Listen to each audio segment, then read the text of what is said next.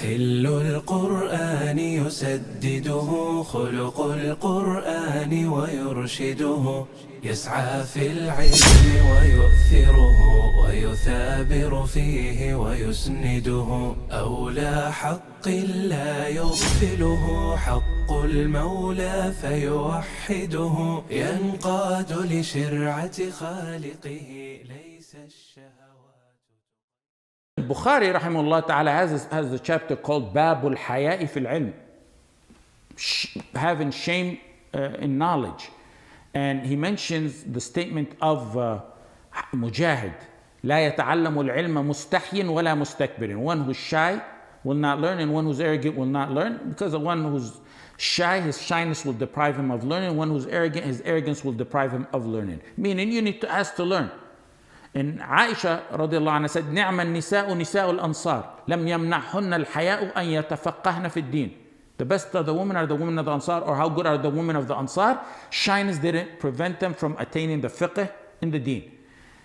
And there's sahabiyat. We mentioned examples in our fiqh class where they went to the Messenger sallallahu alaihi wasallam and specifically asked him about personal, intimate matters that they needed to know as part of the fiqh of their ibadat.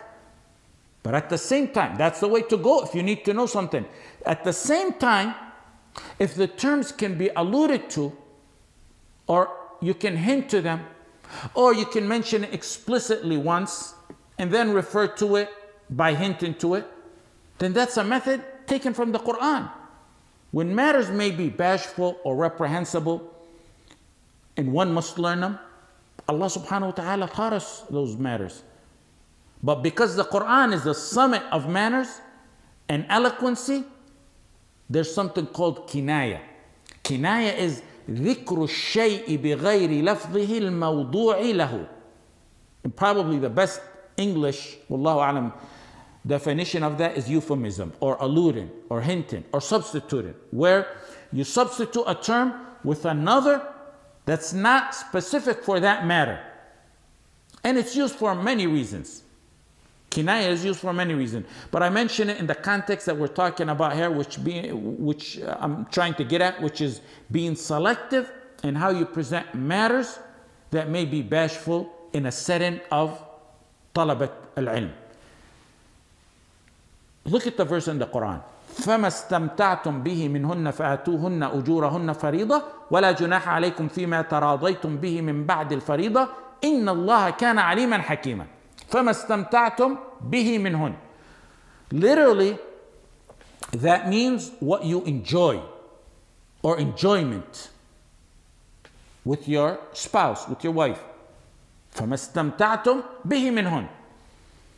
Enjoyment here was used instead of intimate sexual relationship between a husband and a wife.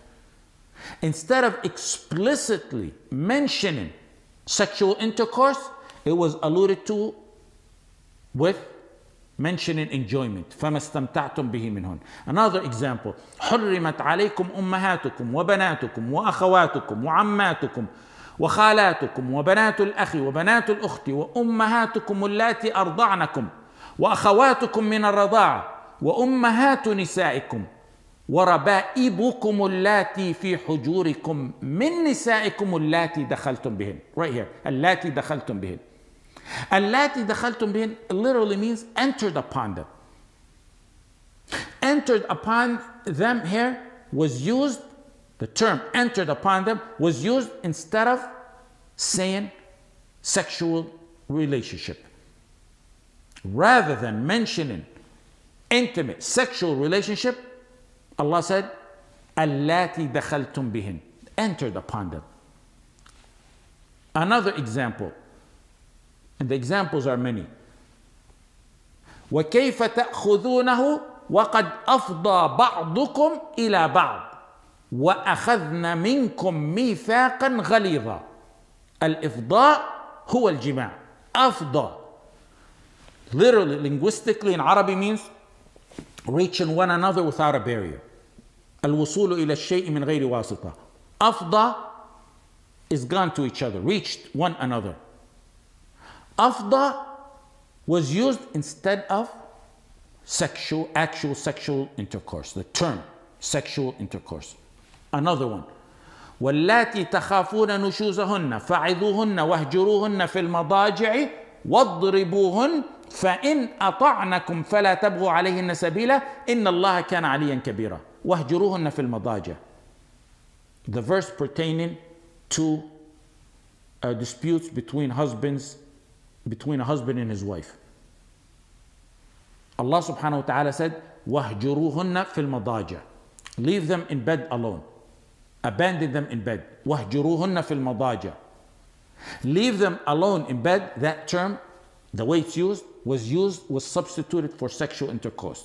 Because the ulama mentioned that in this level of difficulty between husband and wife, he should be in the same bed with her, but not have sexual relationship. So abandon them in bed was used instead of just sexual intercourse. Not really abandon them sleeping somewhere on the couch while she's on the bed.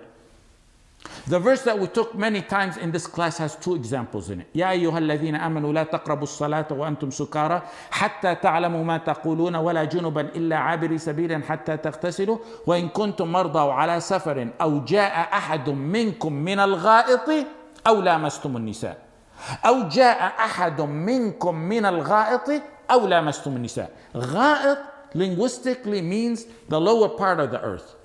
The Arab used to go to the lower grounds to avoid higher grounds when relieving themselves so they won't be seen. So they would go to the lower part of the earth. So غائط in reality is a description of the place they used to relieve themselves. It was Kināyah. It was Kināyah instead of saying actual defecating. And in the same verse, right after that, أو جاء أحد منكم من الغائط أو لامستم النساء. In this class we took لامستم. لامستم, touching. لامستم means to touch, contact.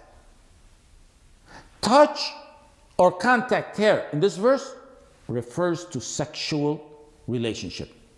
الملامسة, Ibn Abbas said, الملامسة الجماع ولكن الله كريم يكني بما يشاء. Ibn Abbas said, لامستم, that term is sexual relationship, but Allah is Kareem, who substitutes as He wishes. And like that also is the verse of Isa and his mother, عليهم السلام. ما المسيح ابن مريم إلا رسول قد خلت من قبله الرسل وأمه صديقة كانا يأكلان الطعام. The verse is saying Isa, simply saying Isa and his mother used to eat food. Eating food here is Kināyah, that they use the bathroom, because it's from the essentials of eating that one uses the bathroom. كان يأكلان الطعام كناية عن قضاء الحاجة لأن أكل الطعام من لوازمه قضاء الحاجة. Also a description of the punishment of the kuffar on their deathbed in two verses. فكيف إذا توفتهم الملائكة يضربون وجوههم وأدبارهم. The second one is ولو ترى إذ يتوفى الذين كفروا الملائكة يضربون وجوههم وأدبارهم.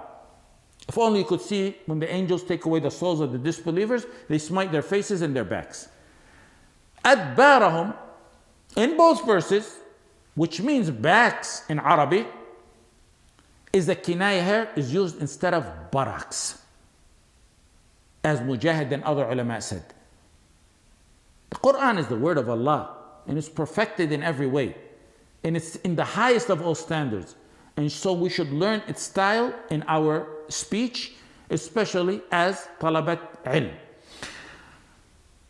We're talking about the choice of words in the context of teaching bashful, or what you may refer to as bashful fiqh matters. Why is alluding used in the Qur'an? There's many reasons for that, but for our specific matter here, I'll mention a few. One of them is because it's a bashful matter or a reprehensible matter or a hideous matter, so it's substituted. And I said, if you can't get the fiqh issue or lesson clear, except through directly mention it, you should directly mention it. But if you can hint to it, that's good. Or if you can explicitly mention it the first time, and then, because you're going to repeat it in a class, then after you explicitly mention it, then hint to it and allude to it. Also, a reason for the Kināyah in these matters in the Quran is it could be an unpleasant topic like ghaib. And a third reason is because hinting is because the mind follows what the tongue recites or what the ears hear. A person reads the Quran while he's in a deep ibadah status, in salah, in khushu', in the 1/3 end of the night, trying to attain the deepest of khushu', trying to contemplate the meaning. One attempts to attain the deepest khushu' with the word of Allah subhanahu wa ta'ala. He tries to concentrate and understand on the meaning. With the verses mentioned in hinting by Allah subhanahu wa ta'ala, you attain the same necessary understanding of the verse without your mind wandering into something unnecessary that may take away from one's khushu' or concentration. Had it been explicit sexual relationship that was mentioned, instead of lamastum, for example, the mind and heart would visualize what's heard and read, and that may cause someone's khushu' or his spiritual concentration to lessen. So the original term was substituted or hinted to by Allam al-Ghuyub. That's the summit peak of manners and eloquency, and at times hinting like that is also more summarized. وصلى الله على سيدنا محمد وعلى آله وصحبه وسلم.